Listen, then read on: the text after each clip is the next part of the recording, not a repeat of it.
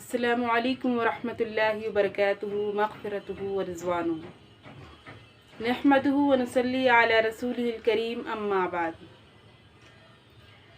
आज मैं आप लोगों के सामने एतिकाफ़ का बयान रखूँगी, तो समझने की कोशिश कीजिएगा। एतिकाफ़ का बयान रमज़ान शरीफ के 20वीं तारीख़ के दिन छिपने से ज़रा पहले से रमज़ान की 29 या 30 तारीख़ यानी जिस दिन ईद का चाँद नज़र आ जाए उस तारीख़ के दिन छिपने तक अपने घर में जहाँ नमाज़ पढ़ने के लिए जगह मुकर्रर कर रखी हो उस जगह पर पाबंदी से जमकर बैठे। यानी आखिर अशरा जो होता है ना तो उसमें जो है एतिकाफ़ में बैठा जाता है और वो एतिकाफ़ में बैठते हैं कि मगरिब के बाद जो है एतिकाफ़ में बैठ जाते हैं और उसका बड़ा सवाब है। जब एतिकाफ़ में जब इंसान बैठता है तो उसको आखिर असरे में जो बैठा जाता है उसका बहुत बड़ा सवाब है। अगर एतिकाफ़ शुरू करे तो फ़कत पेशाब पाखाना या खाने पीने की नाचारी से तो वहाँ से उठना दुरुस्त है।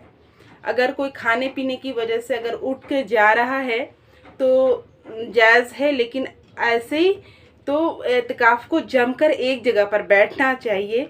अगर कोई खाना पानी देने वाला हो तो उसके भी लिए ना उठे।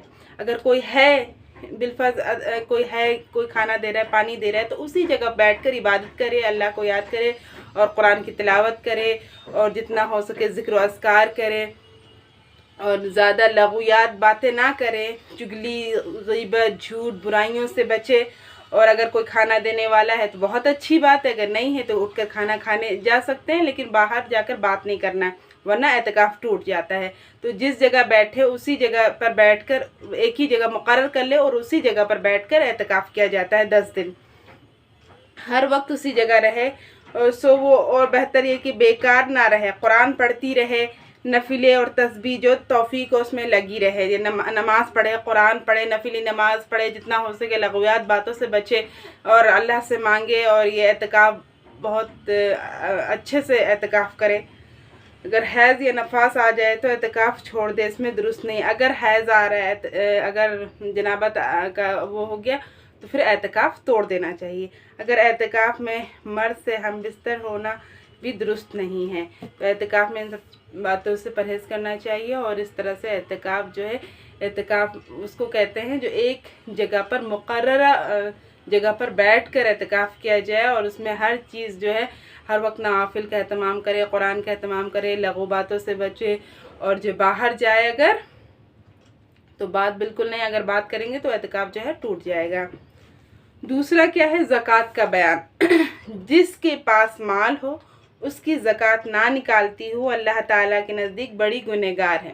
यानी अल्लाह ताला ने इतना दिया है कि हम पर ज़कात वाजिब हो रहा है तो हमें चाहिए कि हम ज़कात को निकालें। अगर नहीं निकालेंगे तो हम गुनहगार होंगे। क़यामत के दिन उस पर बड़ा सख्त अज़ाब होगा। आप सल्लल्लाहु अलैहि वसल्लम ने फरमाया, जिसके पास सोना चांदी हो और उसकी ज़कात ना देता हो, क़यामत के दिन उसके लिए आग की तख्तियाँ बनाए जाएंगी। अल्लाह हम पर रहम फरमाए। जो जिसके पास अल्लाह ताला ने इतना माल अता फरमाया है और वो ज़कात नहीं दे रहा है, तो क़यामत के दिन उसमें बहुत आग की तख्तियाँ उस पर वो की जाएंगी। उनको दोज़ख की आग में गरम गरम उसकी दोनों करवटें और पेशानी और पीठ दागी जाएगी। जब वो क़यामत के दिन होगा तो उस तरह से उनको जहन्नम के अज़ाब में झुलसाया जाएगा। अल्लाह हम सबको महफूज फरमाए। और जब ठंडी हो जाएगी गरम, फिर गरम काली जाएगी। और नबी सल्लल्लाहु अलैहि वसल्लम ने फरमाया, जिसको अल्लाह ने माल दिया और उसने ज़कात ना अदा किया तो क़यामत के दिन उसका माल बड़ा जहरीला गंजा सांप बना दिया जाएगा। जिसको अल्लाह ताला ने बहुत ज़्यादा माल अता फरमाया और अगर उसने ज़कात नहीं दिया तो क़यामत के दिन वो सांप की शक्ल में ज़ाहिर होगा। अल्लाह ताला हम सबको महफूज फरमाए। और उसकी गर्दन में लिपट जाएगा, अल्लाह रहम करे। और फिर उसके दोनों जबड़े नोचे और कहेगा, मैं ही तेरा माल हूँ और तेरा ही ख़जाना हूँ। तो वो कहेगा कि मैं तेरा माल हूँ, तेरा ख़जाना हूँ। तो माल बाज़ औक़ात फ़ितनों में इंसान को मुब्तला कर देता है और बहुत ज़्यादा माल होना भी, इसमें बहुत ज़्यादा ज़कात भी हो तो अल्लाह इतना दे कि किसी का मोहताज नहीं, बस इतना होना चाहिए इंसान के पास। नोचेगा और कहेगा, मैं तेरा माल हूँ और मैं ही तेरा ख़जाना हूँ। खुदा की पनाह, भला इतने अज़ाब की कौन सहार सकता है। थोड़े से लालच के बदले ये मुसीबत भुगतना बड़ी बेवकूफ़ी की बात है।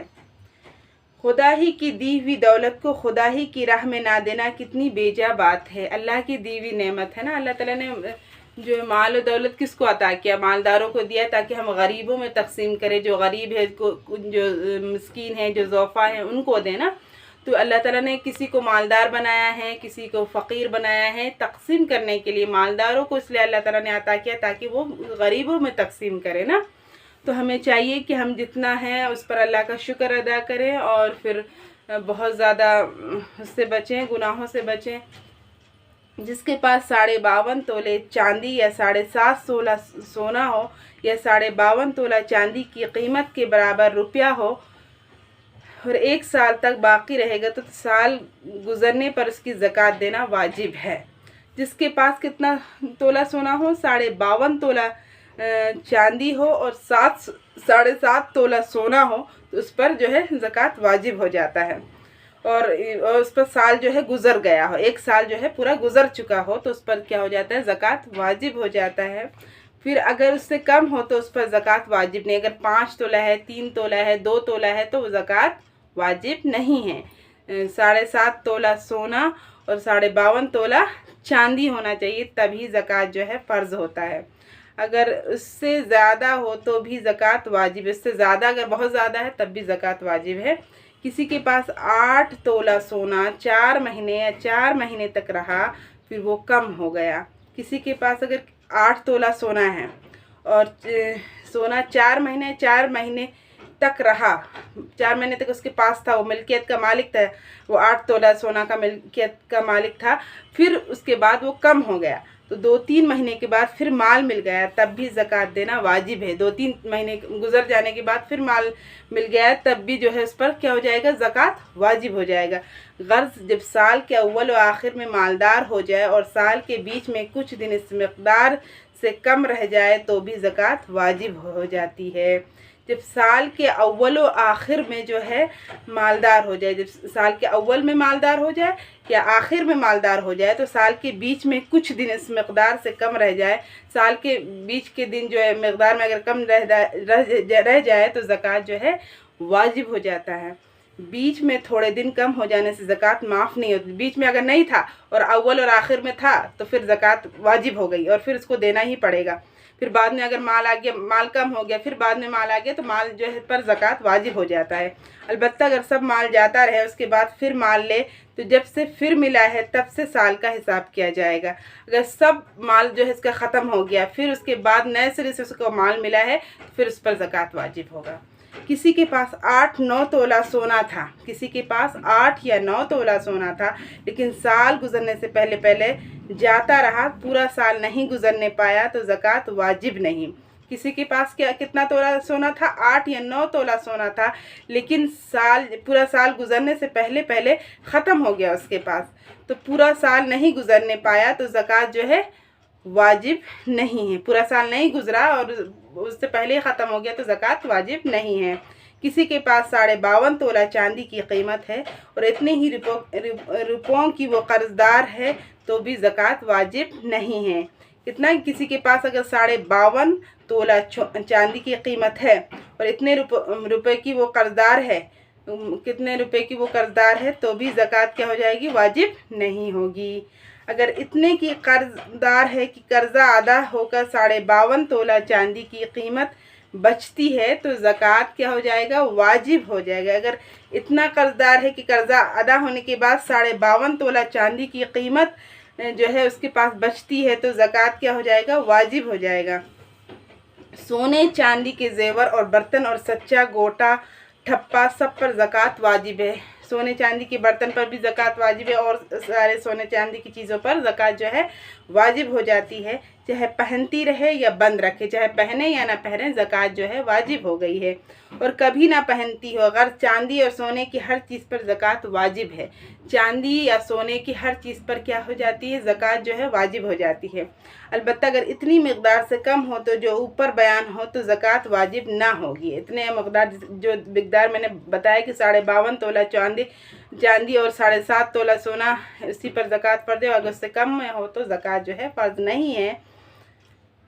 सोना चांदी अगर अगर खरा ना हो बल्कि इसमें कुछ मैल हो, जैसे मसलन चांदी में रांगा मिला हुआ है तो देखो चांदी ज़्यादा है या रांगा। अगर सोना में कुछ मिक्स है तो उसमें पहला देखा जाएगा कि चांदी में रांगा मिला हुआ है तो देखा जाएगा कि क्या चीज़ उसमें मिक्सअप ज़्यादा है या फिर वो सोना खालिस है। तो उन सब चीज़ों का मिक़दार करके जो है ज़कात दिया जाएगा। अगर चांदी ज़्यादा हो तो उसका वही हुक्म है जो चांदी का हुक्म है, अगर चांदी ज़्यादा है तो उसका वही हुक्म है जो चांदी का हुक्म है। अगर इतनी मिक़दार हो जो ऊपर बयान हुई तो ज़कात जो है वाजिब हो जाती है। अगर रांगा ज़्यादा है तो उसको चांदी ना समझेंगे, बस जो हुक्म पीतल, तांबे, लोहे, रांगे वगैरह असबाब का आगे आवेगा वही उसका भी हुक्म है। अगर रांगा ज़्यादा आएगा तो फिर तो जैसे वो किया जाएगा, पहले चांदी का हिसाब लगाया जाए, चांदी ज़्यादा निकला तो चांदी के हिसाब वो ज़कात दिया जाएगा। और रांगा ज़्यादा है तो उसमें इस तरह से सोना और थोड़ा चांदी को मिला के तांबे, लोहे और रांगे वगैरह असबाब का आगे वही उसका भी हुक्म आएगा, उसका भी आगे आएगा। तो इसलिए इसका मकसद ये है कि 7.5 तोला 52 तोला चांदी और 7.5 तोला सोना पर जो है ज़कात फ़र्ज़ हो जाता है। तो हम सबको चाहिए कि हम ज़कात की अदायगी जितना हो सके करें, क्योंकि कल क़यामत के दिन जो है ये सांप की शक्ल में ज़ाहिर ना हो। अल्लाह ताला हम सब की हिफाजत फरमाए और ज़कात हर कोई दे, जितना अल्लाह ताला ने माल अता फरमाया उसमें चाहिए कि वो ज़कात जितना हो सके देने की कोशिश करे और उसमें निसाब मालूम कर ले कितना देना है, कितना उलमा से पता कर ले और फिर उसके बाद उसको ज़कात दे दे। कल क़यामत के दिन ये बात पुरस ना हो, कल क़यामत के दिन ये हमारे लिए माल हमारे लिए वो नुकसानदाह ना साबित हो। इस वजह से हमें चाहिए कि हम ज़कात को अदायगी करें और जितना हो सके गरीबों मिस्किनों को दे और जितना हो सके इसमें देने की कोशिश करें। अल्लाह ताला हमें कहने सुनने से ज़्यादा अमल की तौफ़ीक़ अता फ़रमाए। आमीन। आखिर दावाना अल्हम्दुलिल्लाहि रब्बिल आलमीन।